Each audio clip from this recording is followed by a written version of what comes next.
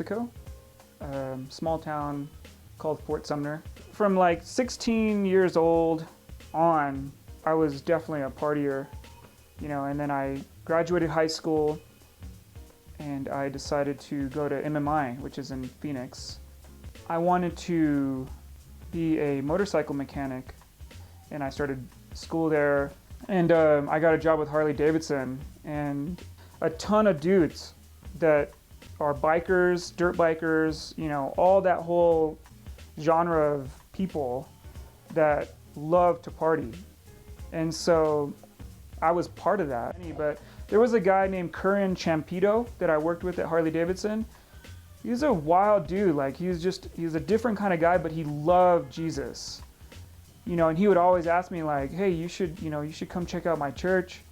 But he was a Harley Davidson mechanic. So he was like all tattooed up and he was just different, but he would always ask me this and I'm like, man, I don't want, that's not where I want to go or whatever, But then, then I met Dennis outside of, the whole lifestyle that I had, and he was at the time in a Christian like rock band.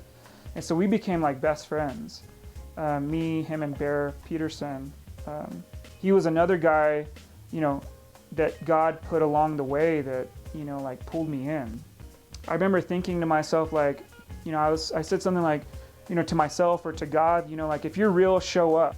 Day after I even said that, Dennis showed up to meet me like the first time and brought me a Bible and was like, hey man, like I just met you and here you go. Like if you want it, take it. If not, I still have that Bible to this day. Like it was a super, life-changing thing for me. All my friends that I had, as soon as they found out that I was like going to church and like reading the Bible and stuff, I lost all my friends. But also, God put Dennis there and Bear, a huge deal at the time because I didn't know anybody, in town besides the dudes that I was partying with. So and I was getting tattooed a whole bunch.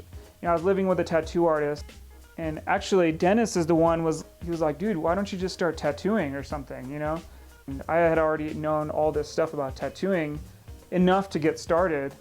And then, throughout this whole process, I met my wife. I met Misty back in 2007.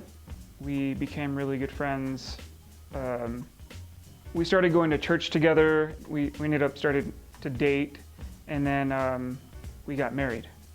Within all that, she invited me to Haiti to go to Haiti with her on a missions trip. We started going every year together, and then we got married, and we just kept on going. And then the earthquake happened. She had a job offer from the organization that we go with called Bring Gambrell Ministries, and they offered the missions director job, but it was based in Nashville.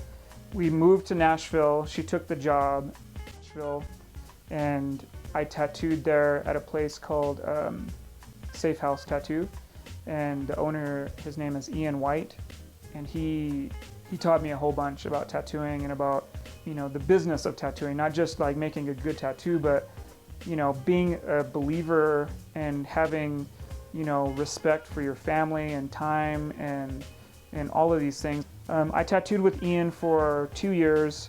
We just had twins, and so we decided to move back to Flagstaff and open up a tattoo studio. And I wanted something that like represented community and service and stuff like that. So avail means to be of service or to serve. So there is a big difference between what people believe about tattooing or tattoo shops or tattoo studios or even tattoo artists than what I have a passion for and what I want to create in my own tattoo studio. First and foremost, I want to create a place where the Lord is first and foremost, and a place where people can see that. There's a quote by Mother Teresa that says, we should first and foremost be faithful before successful. And I think that Misty and I, we try to be that.